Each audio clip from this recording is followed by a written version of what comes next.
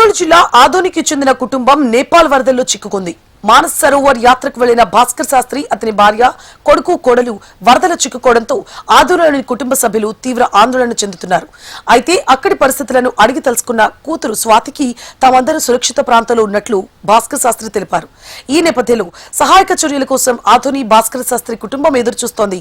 తమ కుటుంబం గురించి ఆందోళనగా ఉందని, కేంద్ర, రాష్ట్ర ప్రభుత్వాలు వెంటనే స్పందించి తమ కుటుంబాన్ని సురక్షితంగా తీసుకురావాలని కూతురు స్వాతి విజ్ఞప్తి చేశారు. భాస్కర్ శాస్త్రి నా మేనత్త కొడుకు కాదు. అతను రిటైర్డ్ ఎస్బీఐ ఎంప్లాయ్ ఆదోని. ఆ మిస్సెస్ కూడా డిస్ట్రిక్ట్ కోఆపరేటివ్లో రిటైర్డ్ అయింది.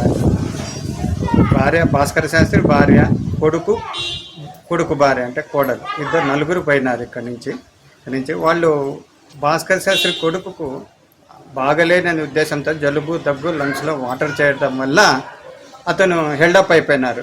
కొడుకు నుంచి మిగతా వాళ్ళు ఈ ముగ్గురు వెళ్ళలేదు. ఇది మాకు సమాచారం. సేఫ్గా ఉన్నారని వచ్చింది మాకు సమాచారం. అది